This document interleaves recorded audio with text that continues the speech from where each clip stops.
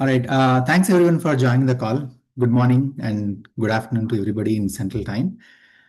So the primary intent of this session is to focus on, some strategies about how to build longer term wealth through real estate.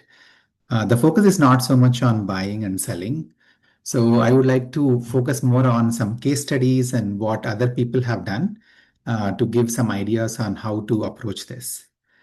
And I'll also like to talk about some common mistakes we all make, including myself. I have made those mistakes. So I want to make sure that I share those with everybody so that you don't do the same things that other people have done, right? So that will be the primary focus of this meeting.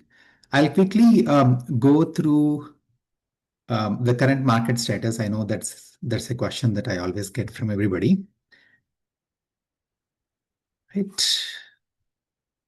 So, quick walkthrough about myself.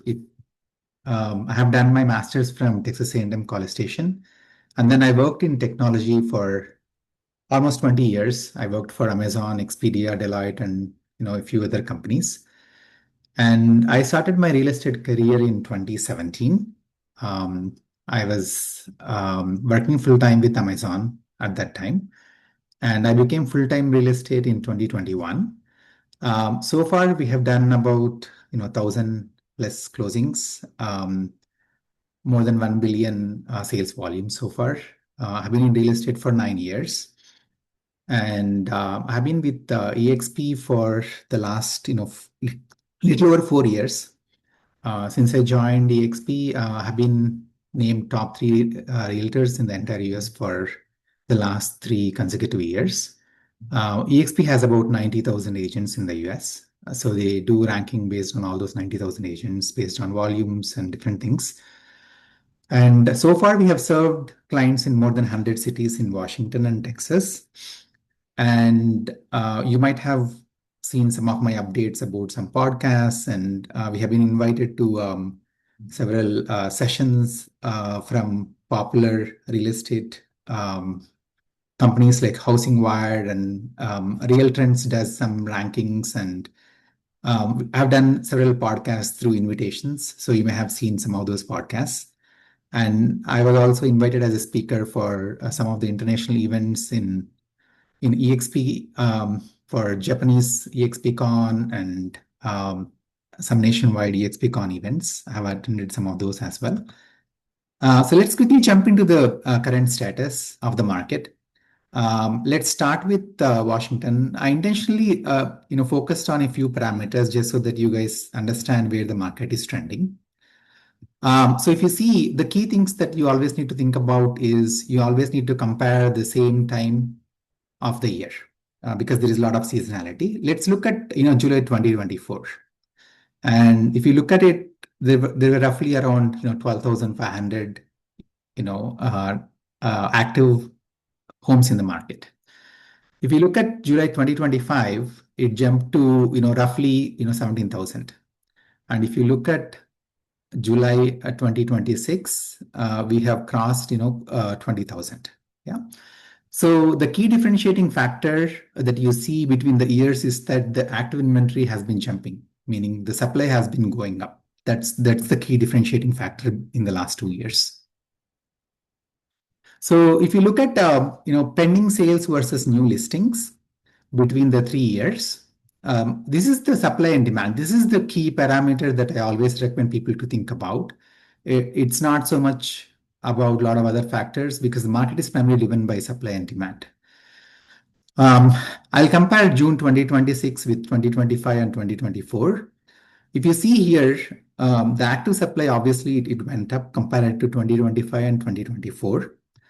Also, the pending homes also went up. It's not like, I think there is a notion in the market that lesser homes are selling. That's not the case. There are more homes selling in 2026 than 2025 or 2024. But the supply has gone up a lot more than the demand. That's why you see an anomaly in the market. So what that means is that you will see in the next graph that I'll show how the trends have been changing based on supply and demand. So the key differentiating factor between the last 2 years is the supply has gone up a lot more than the demand has gone up. Although the demand did go up, but it didn't go up as much as the supply went up. So the next graph that you see is the median sales price. So the median sales price, if you look at the last 2 years, in 2026, you'll see that it kept going up until now, which is also an anomaly. Generally, the median sales price, the trend that we typically see is that it will go up until April or May, and then it goes down or stabilizes in summer. Everybody thinks that in summer it goes up. That's not really true. Spring is when typically the market goes up quite a bit, and in summer it stabilizes or goes down because the inventory goes up more than the demand. And then in winter, depending on the inventory and supply and demand, it goes down or goes up. But what we are noticing is that in 2026, it kept going up, or it is in a stable state. So you all must be wondering, hey, I see so many price cuts, so much inventory around. I see so many homes in my community that are not selling, all of that, right? So there are a lot of microeconomical factors that come into the picture. So I have done a lot of listings in different counties. What I noticed is that King and Snohomish counties got more impacted than others. So you see the median sales price went down in Snohomish and King County. But in other counties, that's not the case. I had listings in other counties where they're selling really well and they're selling very fast. So what I see is that the trend is where you have a lot of technology professionals or heavy immigration population are the areas that got impacted the most. The other areas are still doing really well. So that's why the median sales price still is going up compared to other years. So you can't generalize for the entire state. It's very niche. And also within Snohomish and King counties also, some areas are doing better than others. I had listings in Snohomish, Verret, Linwood, these areas, they're still doing, pretty decent compared to some of the other areas where you have a lot more technology professionals. So it's been all over the place at this point. So you have to look at, local microeconomic factors when you think about what is happening right now in real estate. So let's jump into Austin.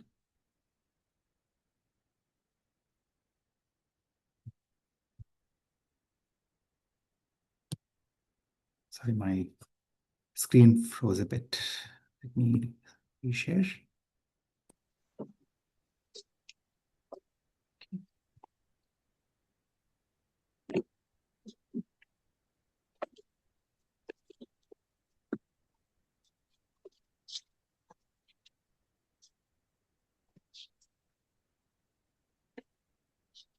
Are you guys able to see my screen?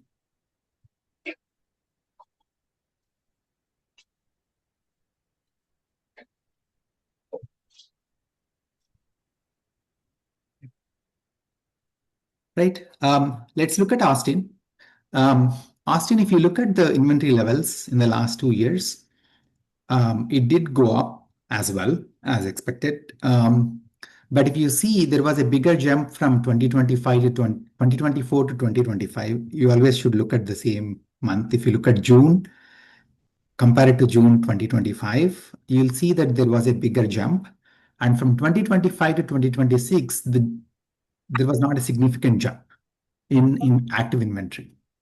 So what that means is that compared to 2025 to 2026, we didn't see a significant jump in the supply for Austin. So if you look at supply versus demand, this is a key graph that we should look into. June 2024, the supply versus demand was about 50%. And if you look at 2025, it was less than 50%. But if you look at 2025, 2026, it's, the demand is slightly higher than the supply in terms of, I think it's inching towards 60%. compared to 2025 to 2024. So what does that mean in the market? So if you look at the median sales price, what I see is that there was not a significant median sales price going down between 2025 to 2026. Yes, between 2024 and 2025, there was a big jump, meaning the median sales price went down. But between 2025 and 2026, the median sales price is not going, it's not going down. It's pretty stable right now. So what I notice is that in Austin, the supply hasn't increased as much as some of the other areas. So I see market is either stabilizing or starting to improve in some of the areas. Primarily, I see Round Rock School District is doing really well. Homes are selling faster compared to what we have seen before, as well as the median sales price is starting to stabilize or trending up. So one observation you will notice is that Austin is not doing as bad as what people are thinking right now. But of course, it's dependent on the area, right? Some of the other areas are doing better than some of those outer areas. Outer areas still they are impacted. So let's look at Dallas. Dallas, if you see the same trend, 2024 to 2025, the supply went up quite significantly. But from 2025 to 2026, it's stabilized. It's not going up as much as what we have seen between 24 and 25. Same trend for Dallas between closed homes versus new supply. So supply versus demand, it's staying pretty similar to what we have seen in 2025, but it hasn't gone to a positive direction similar to what we are seeing in Austin yet. I think Dallas is still showing similar trends as 2025 versus 2026. So Austin is showing more positive trend between the demand versus supply. And same thing with median sales price. Between 25 and 26, not a big change. 24 to 25, of course, there was a big change, but 25 to 26, we are not seeing a big change yet in terms of median sales price. So I want to quickly touch upon a few things that I have learned through my real estate career. I don't want to spend too much time on this slide. Many of you may have already seen this. I have published a LinkedIn article where I talked about this, but I'll touch on a few key things before we move on to the next two slides. I want to spend a lot more time on the case studies. So the first one is, before I move on to the next slide, I forgot to mention, if you guys have any questions at any point of time, please use the chat message to put those questions. You don't have to wait until the end. At any point of time when you're going through the slides, please go ahead and put those questions in the chat group. At the end of the session, we'll go through all those questions. Yeah. I know you may not remember all the questions, so go ahead and post them as and when you get the question, and we will go through them at the end. So the first thing I wanted to make sure everybody understands is that the time, whatever amount of time you spend in the market is more important than timing the market. I've seen people trying to time the market. Oh, I don't want to buy right now because the prices are going down, or things like that. But that's not how the reality happens, right? So when COVID happened, everybody thought the whole entire world will crash, but that's not what happened with real estate. So it's very important that you need to spend more time in the market. We all spend a lot of time on earning money, but we don't spend enough time on how we can build longer term wealth. So all of us have done that. I'm not exception to that. We are so busy in our day-to-day life, so busy in our corporate world. We don't have time. We don't spend enough time on growing that income that we are earning. So it's very important for us to not focus on timing the market. Yeah, nobody knows what happens in the future. So it's very important when you are ready, make those decisions. What I've seen is that even if the market is going up, if you are not ready, you won't make the decision. Whenever you are ready, you should make the investment. And I have not seen anywhere in the world, I'm pretty sure you guys would agree, that prices went down permanently anywhere in real estate. It doesn't happen. It's a cycle. It goes up, goes down. So focusing on understanding the market and trying to make investments over a period of time is very important. The second aspect is I can't stress enough that you should think about a primary home if you don't have it. We'll talk more about it in the case studies. And small and consistent decisions will compound over time. Waiting for the perfect opportunity which doesn't exist, right? So sometimes people don't make any real estate investments for 10 years, 15 years. I have come across some of those situations recently. I was so surprised that people didn't make any real estate investments for last 15, 18 years. The only thing they had was a primary home, which didn't make sense at all. So it's important for you to make small, consistent decisions and investments over a period of time. That's what would build wealth. Waiting for the perfect opportunity which doesn't exist is not going to help. And real estate, obviously, it's a longer term strategy. Don't look at it like 6 months, 1 year, 1.5 years. I don't think, you will gain much out of it, except that you'll add more stress and BP to yourself. It's not going to really help. You need to look at it as a longer term strategy. And we'll talk more about the leverage part. I think when you look at the case studies, you'll understand the, leverage part, why leverage is very important. Also, for wealth building, you also need to have a plan. You can't make random decisions. For example, one of the things that I see when I review a lot of portfolios, I do a lot of portfolio reviews all the time. It's free of cost. It's not about pitching our business or anything. We look at your current portfolio, what are the real estate investments you have, and we analyze, what can be changed, right? So you have to keep reviewing your portfolio. Investment that you made 5 years ago doesn't mean that it will be trending the same way for the next 5 years. So you have to keep reevaluating because markets change, areas change, growth rates change for each area. So definitely that's something that you need to think about. What that means is that you have to have a plan. Yeah, you have to think through about the next 5 years what you want to do. We have this notion coming from India, because in India any investment you make it will grow, right? Because population is growing and that's what we see. That's not the reality, right? In the US. So you have to keep reevaluating your portfolio. You can't make random real estate investments and expect that they all will grow, right? I've seen this mentality that, oh, I want to own like 4 homes, 5 homes. They go to far way further away areas and invest, and after a few years they get stuck because they don't have that financial capability to be able to invest more. So we'll talk about, again, for me, relationship is very important more than transactions. That's how our business grew. So that's one lesson I have always learned. So you need to have the right people beside you, and relationships matter more than the transactions. Let's talk about some of the common mistakes a lot of people make. The first one, I have made that mistake as well, I have to admit.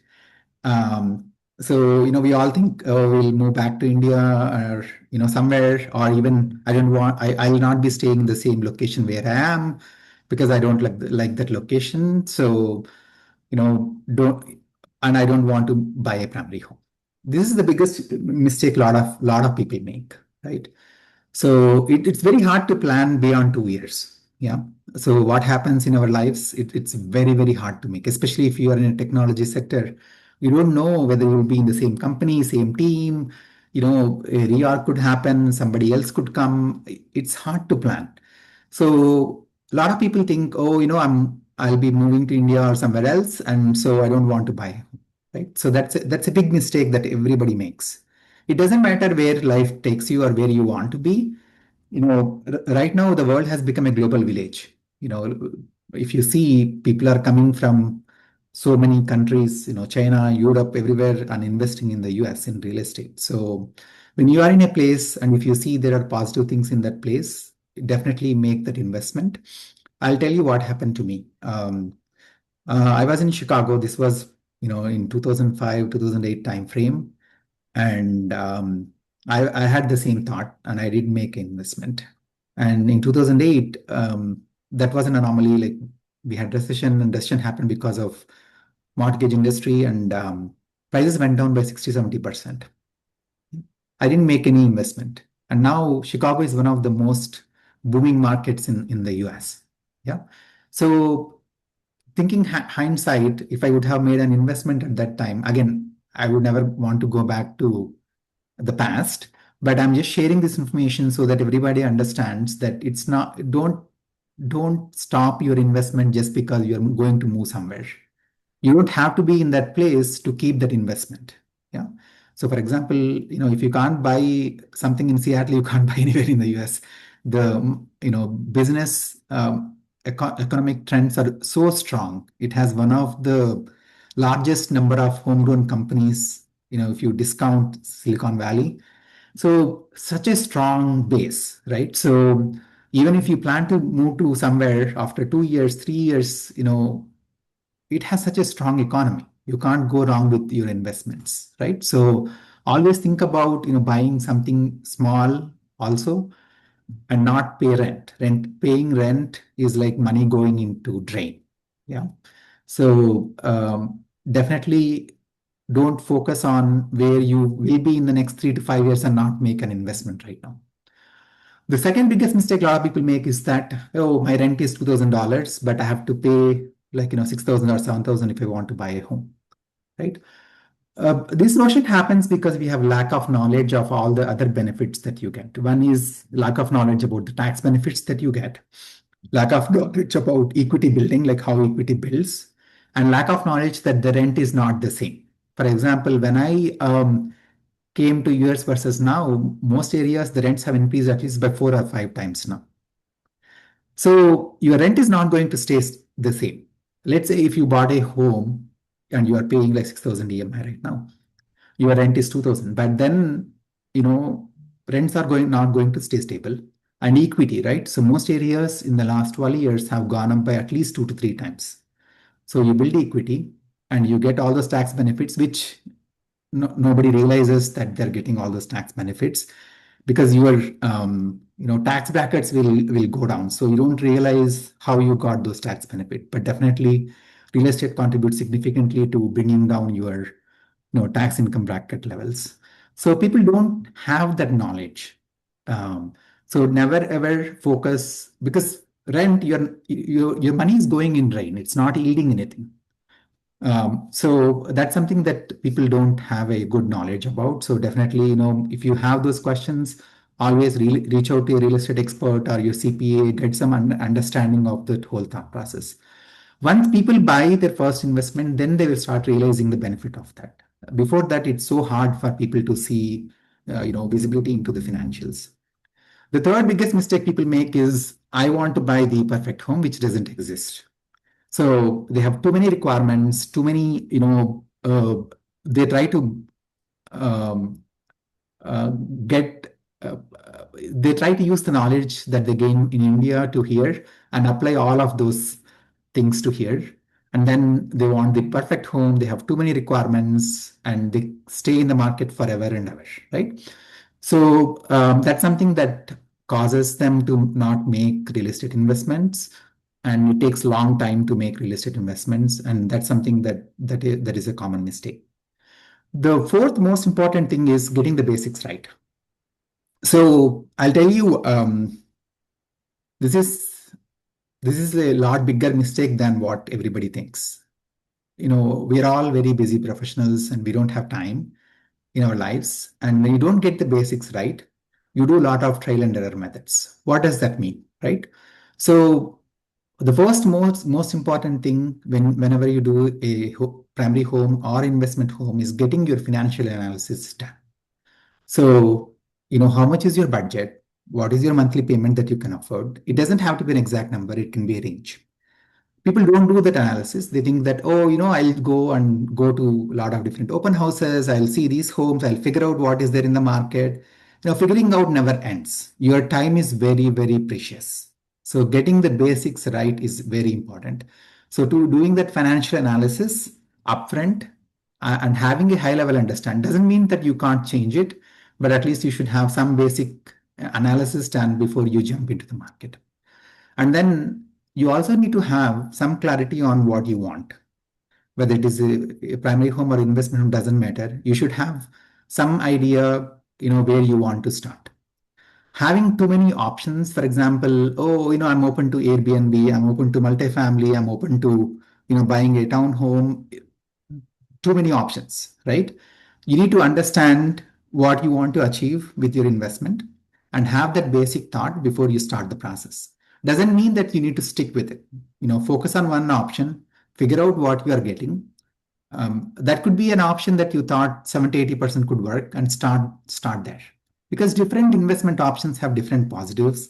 And so what that means is that if you don't have clarity on what you want to do, you will be jumping around and it causes indecision, and it becomes very difficult for you to make a decision and causes a lot of confusion. Too many options doesn't mean that it will help you to optimize. I know we are all very analytical and we are used to building complex algorithms. And so we try to solve for every exception. And so it doesn't work at all in real estate industry. It's very important for you to have some clarity on where you want to be before you start the process. Otherwise, you will end up wasting a lot of time. And the other factor is that if you don't hire the right real estate professional beside you, obviously they're not giving you the guidance. And so what that means is that you're trying to figure out a lot of things by yourself. Yeah. When you're trying to figure out a lot of things by yourself, you are prone to make a lot of mistakes as well. So it's important for you to get the basics right, have the right people beside you, just so that you're not wasting a lot of time in the market. Okay, so let's talk about the case studies. This is where I wanted to focus. So these are real examples of clients that I have worked with. Okay, so I have a Amazon client, bachelor, right, fresh out of college, 21, 22-year-old. He bought a 3-bedroom townhome, and the monthly payment he was doing was 3,200, and got 2 roommates for each bedroom, and he was using the master bedroom. Again, these are examples of how people build financial analysis. Doesn't mean that you have to do the same thing, but I'm just walking through some case studies just so that you can understand how you can build leverage with financials over a period of time.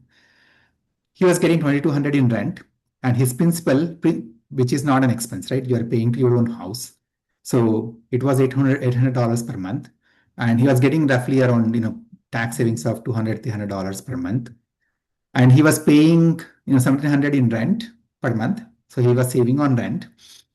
And he also refinanced over a period of 2 years.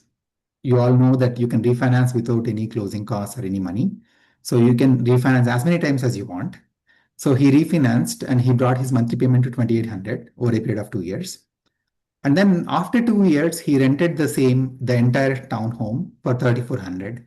And then he ended up having positive cash flow and bought another bigger townhome with me because he wanted to stay closer to his workplace. And the EMI was 4,000. And he followed the same strategy. He got a couple of more roommates. The rent was higher because he was in a closer location. And same strategy was followed for the next 2 years. And then he rented that one also. So both of the previous investments got into positive cash flow. And then he bought a single family home. Of course, things changed, family grew, everything else happened. And then bought a single family home that works for him. The advantage is that he has this financial strength with 2 investments. So he was able to buy a bigger home, as well as his risk is a lot lower because he's getting positive cash flow from the other 2 investments. And then also bought a Airbnb because with W2 income, there are limitations on what kind of tax benefits you could get. So we focus quite a bit on income generation, but we don't focus on how we can save income tax. This is a big area that a lot of us have limited visibility. I would highly encourage for you to talk to your CPA and get some knowledge on this. But with Airbnb, what happens is that if you manage Airbnb for a certain number of days in a year, you get, most amount of tax benefits. So a lot of people have been taking advantage of that. So over a period of 6 years, using this Airbnb strategy as well as other investments he has made, he was able to bring down his tax bracket quite a bit using different strategies. One of the strategies is cost segregation model. Definitely talk to your CPA if you have questions on that. So you can definitely bring your tax brackets quite a bit lower. Yeah. And the second case study that I want to do is this is more a primary home strategy. So what does primary home strategy means, right? When you buy a primary home, and let's say if you got a primary home for and locked your interest rate for 30 years, it doesn't change if you change it to an investment. So your interest rate is fixed and it doesn't change. Generally, if you buy an investment home, the interest rate is higher than a primary home. And also, there is no set down payment requirement for primary home. But for investment home, you have to make 20% minimum down payment. So what that means is that, one of the biggest financial advantages you will have is renting your current primary and buying under primary. So this client took significant advantage of that strategy. So this is like a couple actually that started doing investments, and they bought a duplex home. That was their first investment. And then they stayed in one home and rented the other as Airbnb. So as you guys, as I mentioned to you, Airbnb has significant, income tax benefits.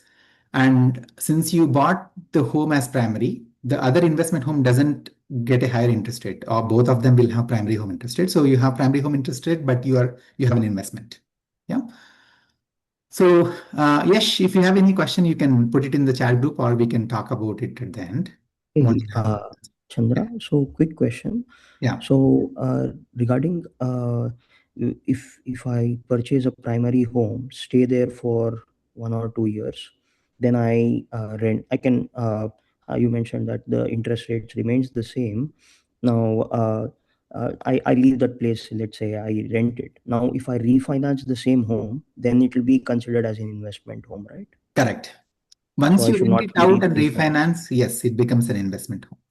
So Yeah. I should not So be what I refinanced. always tell people is that before I make this as a point to every one of my clients, when they are moving from one primary to the other primary, I tell them if they have an opportunity to refinance, I always tell them to refinance before they move. Mm-hmm. Okay. Okay, okay.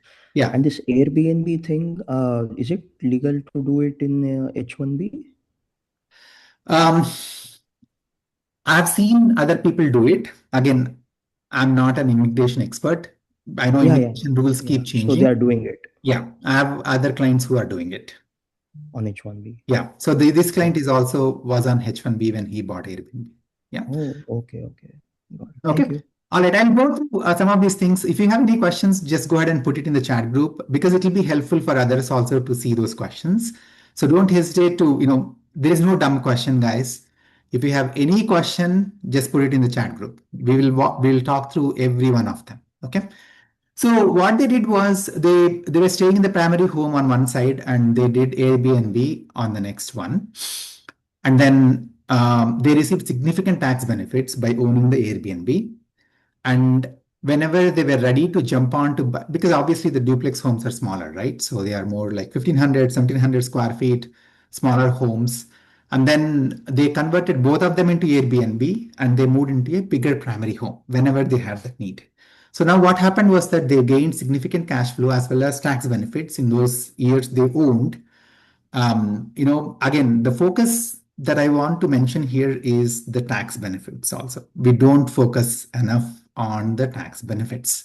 I'll tell you, you should, we always look at, credits and we want to save money. We want to hire, we think that we know everything in the world, but the job that we do, we don't think nobody else can do it.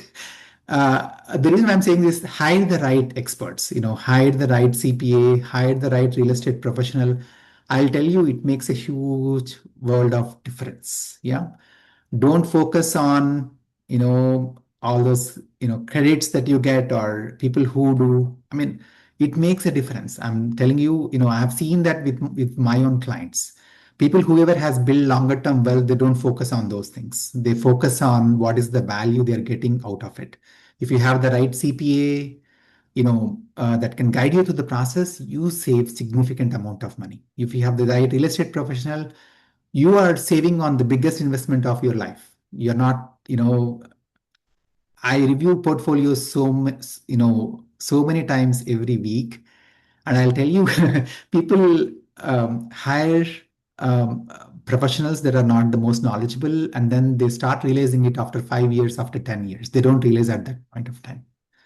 So make sure you get that knowledge, right? So what happened was that once they bought the primary home, obviously they had the financial strength, and then they before they moved into the primary home, they evaluated whether they can refinance the Airbnb property also, since they are already at much lower interest rate, like 3% or something. So they were able to continue it. The other thing that I would recommend is that, if you are on a 5/1 norm, 7/1 norm, also you need to think about it, because, it will change, right? So before you go to another primary home, if you have an opportunity to refinance and bring it, even if you're not able to bring it down to where you are with the ARM rate, but if you feel that, you should do it because it's going away in a year or, 6 months or something, you should still refinance. Yeah. Again, if you have more questions about it, just put it in the chat group.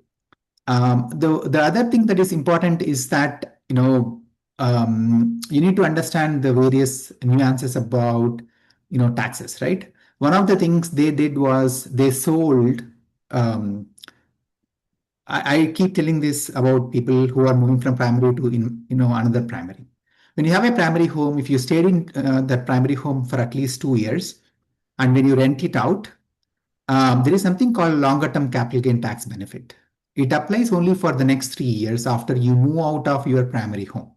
So even if you rented it, and let's say if you wanted to take advantage of this, this is up to 500K benefit. So compare it to the time when you bought the property. If you got 500K profit on that property, you get longer term capital gain tax benefit up to 3 years after you move out of the primary. Yeah. And then what they did was they sold that primary home, and then they did a 1031 exchange. So they didn't want to, pay, because their profit was more than 500K. So they didn't want to pay, any longer term capital gain tax outside of that 500K also. So we did a 1031 exchange, and with 1031 exchange, they bought two properties. Yeah, with 1031 exchange, what happens is, let's say if you sold your home for 1.5 million, you have to buy property worth 1.5 million. So they split it into two different properties. And they also bought another primary home closer to work location. And then they used this primary home that they already had. And then they did a 1031 exchange and bought two investment homes. Yeah. So this is one other case study. Again, I try to cover examples where you get a sense of different, investment options and how to take advantage of tax benefits and all of that, including 1031 exchange. Yeah. Right. So those are the things that I want to cover in this meeting. Yeah, this is like a ChatGPT caricature that I got. It was fun. I just thought I'll just share this with you guys. Chandra, quick Yeah. question about the tax benefits that you mentioned. Like, except for the interest that we pay, our total taxable income will get decreased. Apart from that, is there anything else? Yeah. So yes, so I would definitely recommend to talk to a CPA, but depending But from on your you, perspective, yeah. So if you have W-2 income, yes, generally there are some restrictions on how much tax benefit you get. Yeah. So that's where the Airbnb comes into the picture. But again, I don't look into a lot of my tax details, but I do know my CPA is taking out interest, property taxes, HOA, home insurance, and he's also taking out depreciation for me. Yeah. So all of these are, tax benefits that you get, and also whatever expenses you spend on the rental, right? So for me, I'm taking advantage of all the 6 expenses that I'm talking about: interest, HOA, home insurance, property taxes, any repairs that you're doing, all of that, Okay. and depreciation. Depreciation is where you get the biggest benefit. So all of them he's taking out. But of course, I'm a real estate professional. I may have some special privileges compared to you. But I do know there are various ways to do this, and other people have been doing it. So definitely talk to your CPA. If you're not using Yes. all of this, then you should ask them why you're not using it as well, Got right? it. Got it. So all these 6 things are tax benefits that you get. Yeah. Got it. Thank you. Okay. So if you guys have any questions, please feel free to put it in the chat group and ask them. The first question that I see in the chat group is, what is the best trigger point to refinance and how to refinance without closing costs? Hey, that's an excellent question, Fazil. So the first thing is that I would never ever recommend to refinance with paying any money out of your pocket. That's not recommended. The reason being is you have options. You have 2 different kinds of refinancing options without closing costs. So one is they can increase your interest rate and get all of your closing costs into the interest rate. Let's say, for example, the regular rate is 5.5%. If you don't want to pay any closing costs, they can increase your interest rate to 5.75 or 6% and fold all those closing costs into the interest rate. That's one way of doing it. The other way of doing it is you keep the same interest rate, but you can increase your principal. Yeah. So the lower amount will be increased by the closing cost. For example, you can keep the interest rate as 5 point, in this case, 5.5, the example that I gave, but your principal amount will increase by as much as the closing costs and the other expenses. Yeah. So that's another way to do it. Again, depending on the lender, you may have both options available or one option available. Just talk to your lenders. So that way you can keep refinancing. Yeah. And you can refinance as many times as you want. There is no negative impact to refinancing. As long as you have patience, you can keep refinancing every 2 months also. Yeah. So it is very important, especially when you are in a primary home and you have planned to shift to another primary. So you need to keep thinking about refinancing that property before you move in, because once you move out and rent it out, it becomes an investment home. So the other area where I highly recommend to refinance is if you are moving out of the country. So let's say you are moving to India or somewhere else. I sell a lot of homes for people that are out of the country. I have sold homes for people in Dubai, in Australia, in India, everywhere.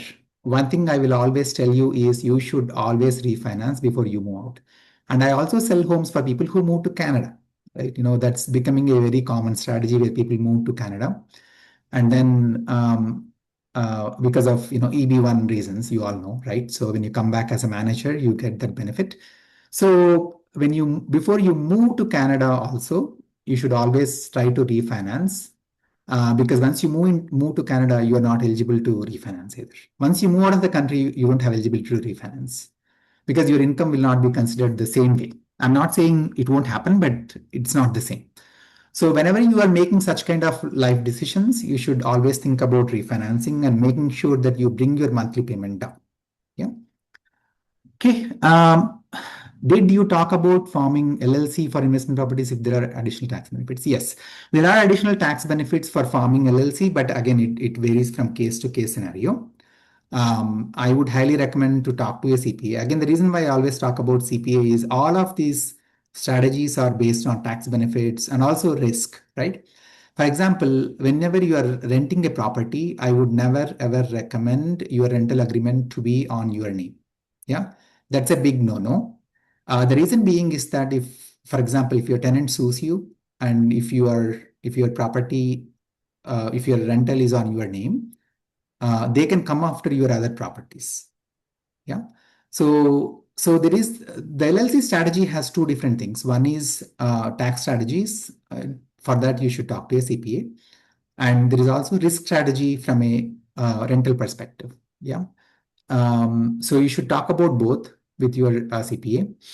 And one other thing that I want to make sure when you do the LLC, there are different strategies. First, sometimes people buy the home on their own name.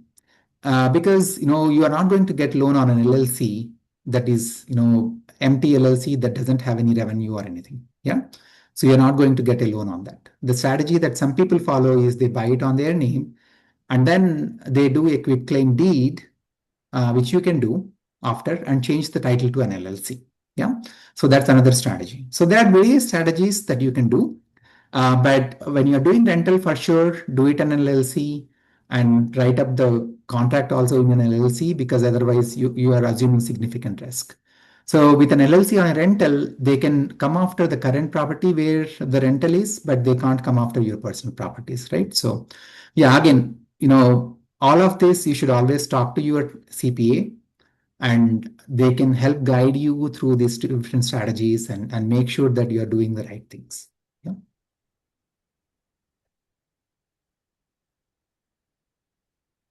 Okay. Any other questions?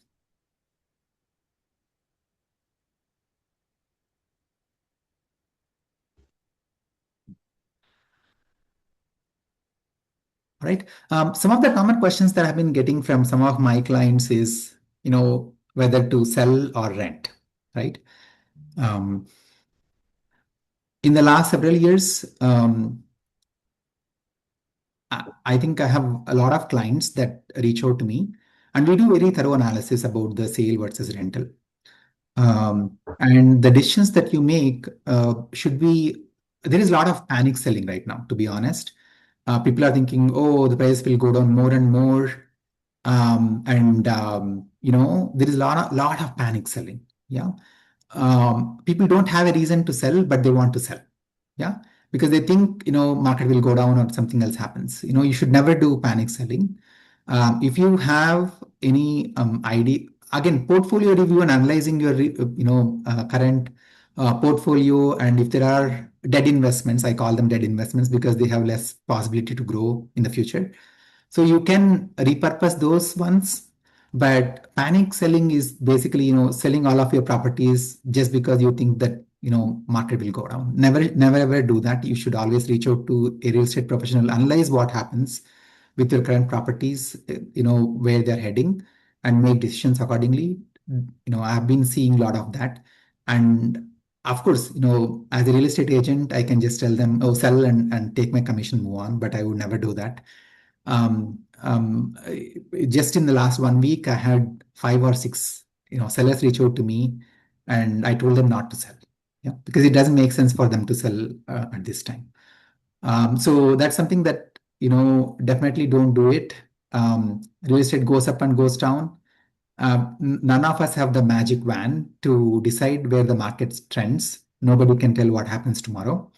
But if you don't have the need, don't sell it. So portfolio reviews, Srini, you can reach out to me and we can schedule some time and do the review. So the intent of this portfolio review is we look at all of your real estate investments. We'll go through, where those properties are, what's happening in those areas. We look at, where you are heading, and we will give you some guidance on what kind of, path you should take. Yeah. Just because you bought a property 4 years ago doesn't mean that you should keep that property now. For example, if you bought a property, 4 or 5 years ago in 𝘃𝗶𝗃, for 400 Ks, now, if you're not making enough positive cash flow, or, I would recommend to sell it, right? So there are certain areas that have capped and there is no growth rate happening. There are certain areas that are growing faster. So you have to keep, shifting your real estate investments, making sure that you are in the right areas at the right time. Yeah. So definitely reach out to me. More than happy to, review the portfolio for you. Yeah. So Radha had a follow-up question. So we also need to get the mortgage permission, move the property to LLC. So Radha, Yeah. So yeah. it becomes a full payment situation if we don't take care of that, is what I understand. So if you go and move your property into LLC, we definitely first have to check with the mortgage company. Correct. Obviously, any changes you make to the current mortgage, you have to check with them, because they also have to change the title, because once you change the title, you have to reach out to your mortgage company also and make sure Correct. that it's updated. Yeah, correct. Yeah. Okay. Thank you. Okay. Right. Any other questions?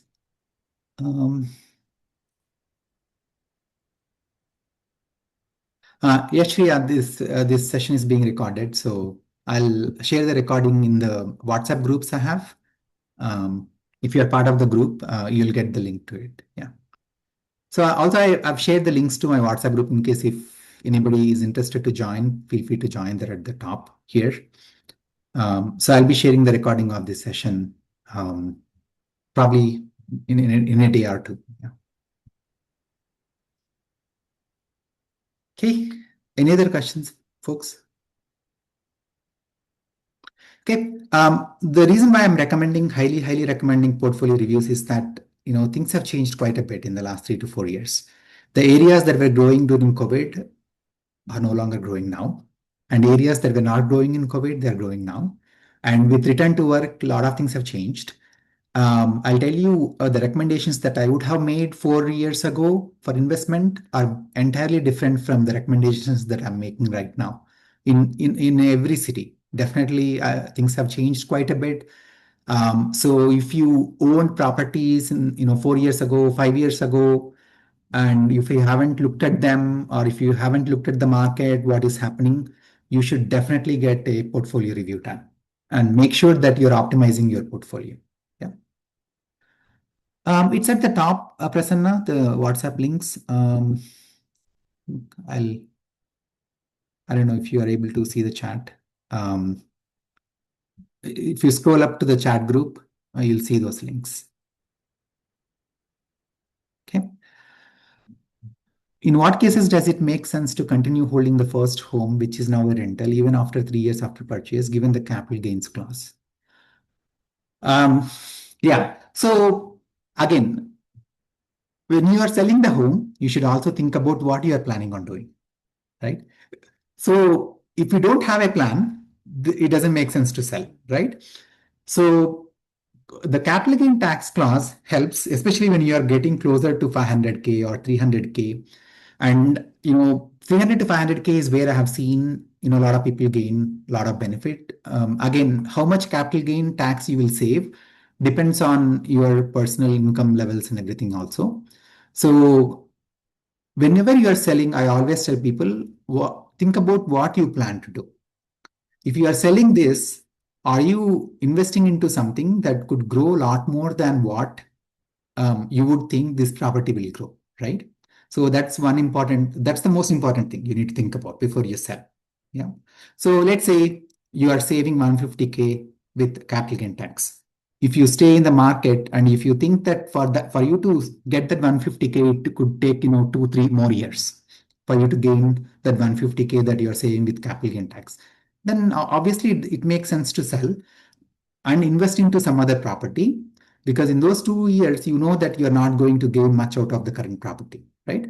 By repurposing that into a different property or 2 other properties, you may gain more for the next 2 years compared to the money that you are losing because of capital gain tax, right? So that's how you should think about it. But if you have any questions about the specific property that you are talking about, definitely reach out to me. I can definitely give you guys some guidance. Okay. Some cases it doesn't make sense. I've had clients where we decided not to sell because the capital gain tax benefit that they were getting was not a whole lot. And they were already getting positive cash flow, and it's in a very prime location. It's a growing area. We see a lot of potential, and it didn't make sense for us to repurpose that. There are so many factors, right? So, it depends on case by case basis.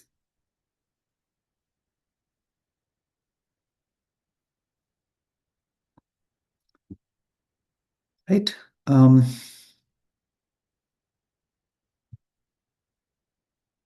So yes, I do assessment based on from a real estate perspective, what is the growth potential? I do assess that for sure. when I talked about portfolio review, that's what I meant. Which areas have potential to grow. And again, we don't have a magic wand to be able to exactly predict, but the assessment will be based on historical data.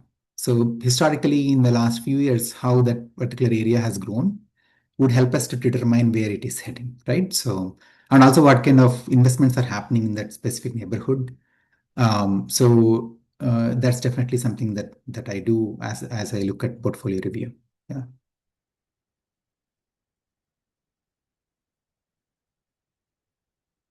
Okay.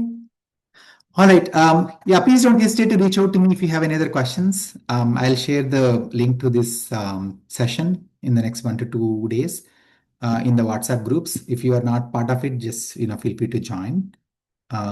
It's at the top, and we'll go from there. But if you have any questions, reach out to me. If you want me to review your portfolio, reach out to me, and we can set up some time and go from there.